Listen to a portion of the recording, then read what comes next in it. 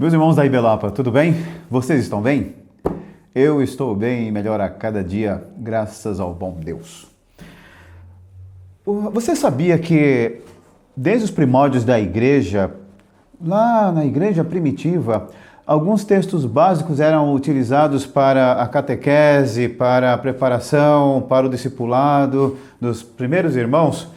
Dentre esses textos básicos, usava-se o Pai Nosso, usavam-se as bem-aventuranças, de Mateus 5, que a gente estudou recentemente, e os 10 mandamentos. No caso do Pai Nosso, é interessante verificar que o Pai Nosso pode ser dividido em duas grandes partes, Uma parte é da nossa vida com Deus e a outra parte é da nossa vida com nós mesmos e com o nosso próximo. Semelhantemente, os 10 mandamentos. Os 10 mandamentos podem ser divididos em duas partes, relacionamento com Deus, relacionamento com nós mesmos e com o próximo. E na aula de hoje vamos verificar mais especificamente nos 10 mandamentos como isso acontece. No Pai Nosso a gente já sabe, Pai Nosso que estás no céu, santificado seja o teu nome, venha a nós o teu reino, seja feita a tua vontade, assim na terra como nos céus. Então você tem essa primeira parte voltada para Deus. A segunda parte, o pão nosso de cada dia nos dai hoje, perdoa as nossas dívidas, assim como nós perdoamos aos nossos devedores, não nos deixes cair em tentação, mas livra-nos do mal. É uma parte que se relaciona com a questão humana. Nos 10 mandamentos, nós podemos fazer uma divisão semelhante. É o que nós veremos agora.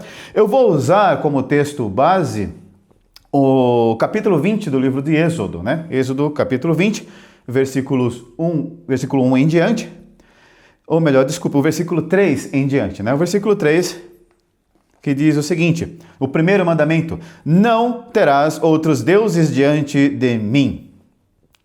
É interessante, Quando a gente observa o Antigo Testamento, a gente pensa em alguns povos adorando outros deuses. E hoje, todo mundo, teoricamente, tem sua vida voltada para Deus, diz que ama a Deus, diz que adora a Deus. Mas qual é a ideia que está presente nesse primeiro mandamento, que é de não ter outros deuses diante do próprio Senhor?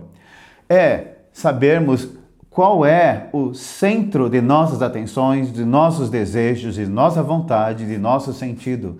Ou seja, o que está no centro da nossa alma, no centro do coração. Qual é o ídolo do coração que está ocupando o lugar de Deus? Porque se nós tivermos outras preocupações, outros desejos, outras aspirações, outras vontades que transcendam o desejo, o amor por Deus, isso é um ídolo. Estaremos desobedecendo o primeiro mandamento. Não terás outros deuses diante de mim. O segundo mandamento, não farás para ti imagem de escultura. É interessante, É muito comum a gente atacar outras fés, outras religiões por utilizarem imagens. Mas será que nós também não temos a nossa própria imagem de Deus?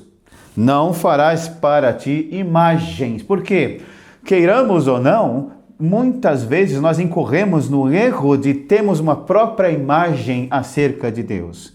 E a imagem de Deus pode estar corrompida nesse caso. Por exemplo, uma vez eu lembro de um pastor explicando como se dá o plano divino de salvação e ele mostrando como acontecia a eleição, segundo Efésios capítulo 1, por exemplo. E o interlocutor falava, mas eu não aceito isso daí. É interessante, ele não aceita porque ele tem uma própria imagem de Deus que ele criou. Lembro também de uma pastora falando uma vez, Deus é uma coisa fofinha e quentinha. Ora, nós podemos criar muitas imagens acerca de Deus, mas será que essa imagem acerca de Deus é a imagem revelada pela Escritura? Qual será a percepção que nós temos de Deus e de sua revelação? Como corrigir isso também no nosso cotidiano? O ideal seria, irmãos, que nós todos os dias nos apoderássemos das Escrituras, da manifestação, da revelação de Deus, para que pudéssemos aperfeiçoar nossa perspectiva acerca de Deus. Todos os dias, ao acordar, qual deve ser a nossa primeira atitude? Ouvir o que Deus tem a falar conosco. E parece-nos que isso é algo um tanto distante, mas à medida que nós assumimos essa atitude, acredite, todos os dias o Senhor vai falar com você, o Senhor vai falar conosco.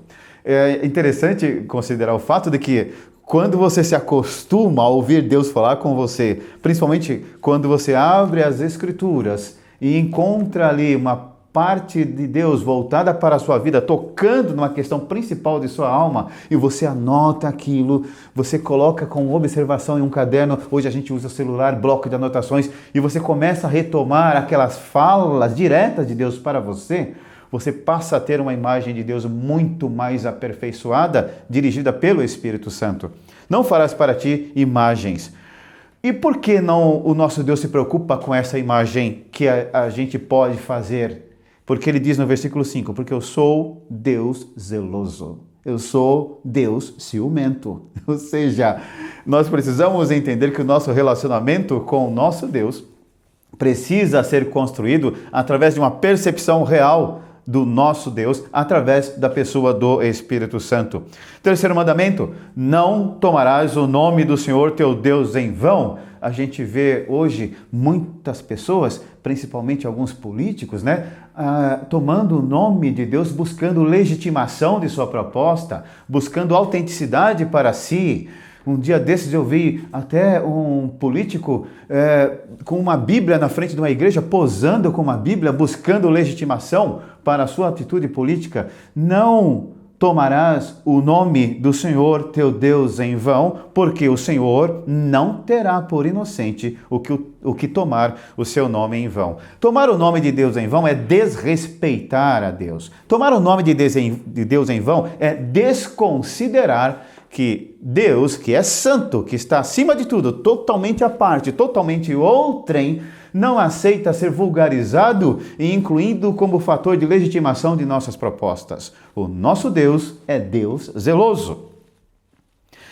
Quarto mandamento, lembra-te do dia do sábado para o santificar. 6 dias trabalharás e farás toda a tua obra, mas o 7º dia é o sábado do Senhor teu Deus. Não farás nenhuma obra. Meus irmãos, eu acho que esse é um mandamento que nós não colocamos em prática como deveria. Lembra-te do dia do Shabá, ou seja, lembra-te do dia da restauração, do dia de descanso voltado para o Senhor teu Deus. A terra precisa descansar. Se a terra não descansar, ela não vai produzir frutos com as propriedades que o fruto deve ter. Se uma terra é utilizada continuamente, o fruto que dali sairá será um tomate sem seus nutrientes, uma fruta sem seus nutrientes.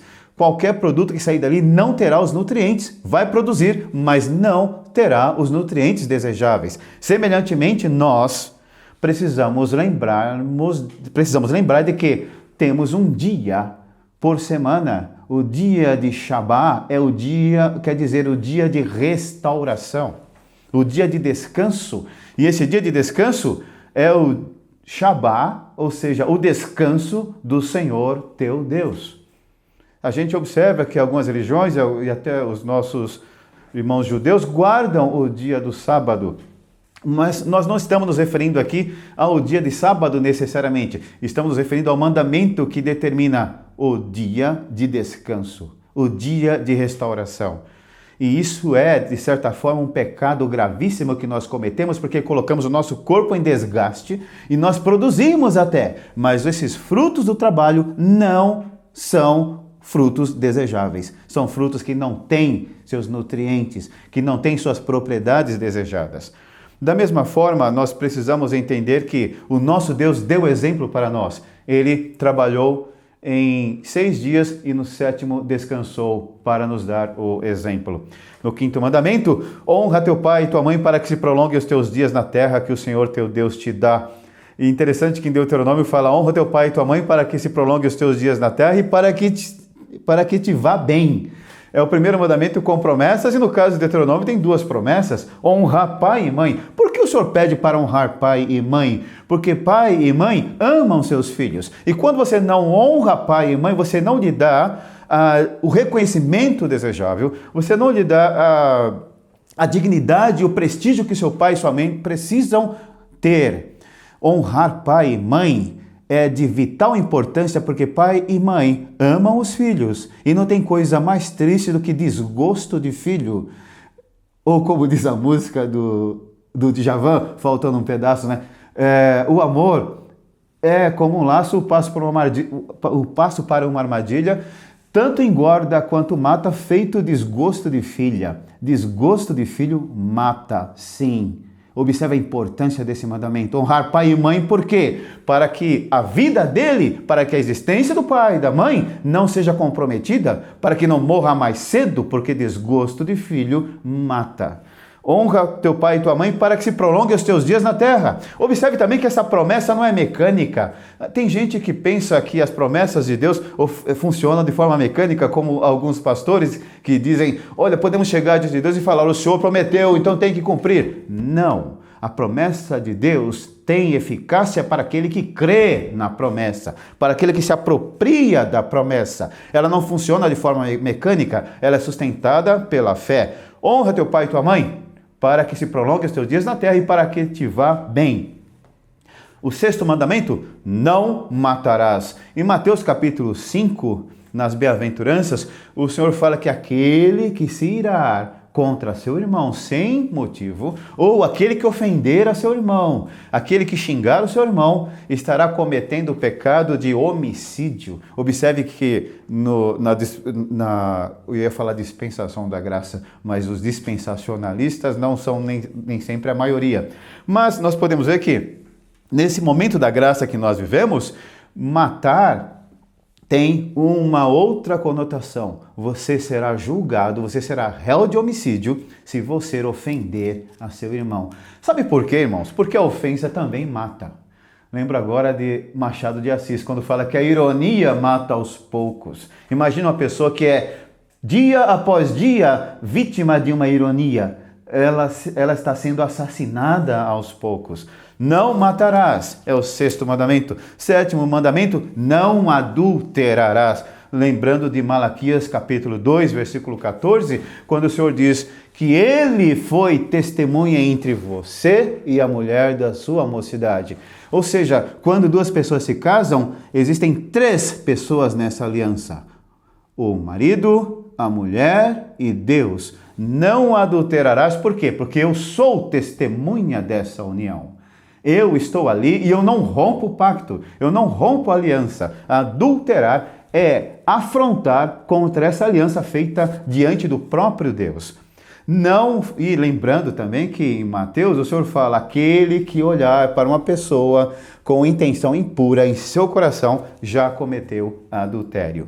O oitavo mandamento, não furtarás. Lembro agora dos profetas do Antigo Testamento que denunciavam o roubo daqueles que exploravam os mais vulneráveis, aqueles que estavam em condições de pobreza e os seus senhores o exploravam fazendo-os trabalhar exaustivamente e o que é pior, pagando um salário aviltante. Não furtarás. Da mesma forma, nas epístolas paulinas você vê Paulo sempre elencando aqueles que roubam homens como aqueles que serão dignos de juízo. No nono mandamento, nós vemos, não dirás falso testemunho contra o teu próximo. Em 1 Timóteo capítulo 1, versículos 9 e 10, nós vemos o apóstolo Paulo elencando aquele que comete perjúrio, aquele que comete homicídio, aquele que comete parricídio, o matricida, o assassino, todos eles estão no mesmo balaio, ou seja, perjúrio é similar ao nível de homicídio na primeira epístola de Paulo a Timóteo, capítulo 1, versículo 9, versículo 10. E, finalmente, o 10º mandamento, não cobiçarás. É interessante que a cobiça pode até ser vista por alguns como algo desejável, né? Nós vemos quando Paulo recomenda a Timóteo, também na primeira epístola a Timóteo, capítulo 3, versículo 3, Paulo recomenda que na seleção dos bispos, dos diáconos, que eles não sejam cobiçosos de torpe ganância. A cobiça é o desejo sem controle, é o desejo desordenado. A cobiça é o que nós lemos na Epístola de Tiago como sendo concupiscência. O que é a concupiscência? É o apetite desordenado, é o desejo que não tem ordem. É interessante verificar que é natural que tenhamos desejos, meus irmãos. É até vital para a existência, né? Desejo de reproduzir, desejo de se alimentar, mas o desejo não pode estar vinculado à carne em sua falta de moderação. O que é concupiscência? É desejo desordenado, o apetite desordenado. Não cobiçarás. E, como diz Paulo, não seja cobiçoso de torpe ganância. Além de ser cobiçoso, a sua gana, o seu desejo é torpe, o seu desejo é deturpado, o seu desejo é desviado. E, para concluir, eu gostaria apenas de ressaltar que tanto os 10 mandamentos como o Pai Nosso, quando estudados, quando meditados, voltados e dirigidos sob a luz da palavra de Jesus Cristo, sob a luz do Evangelho, tem ensinos fundamentais para a nossa existência. Gostaria de lembrar também de outra coisa. Os 10 mandamentos podem ser resumidos apenas em um. Amarás ao Senhor teu Deus de todo o teu coração, de toda a tua alma, de todo o teu entendimento e ao teu próximo como a ti mesmo. Quando a gente lê a primeira epístola de Paulo ao Timóteo, ele fala que a lei é para aqueles que não a praticam. Por quê? Porque o justo já pratica os 10 mandamentos naturalmente, porque ele ama a Deus e ama ao próximo. Amém.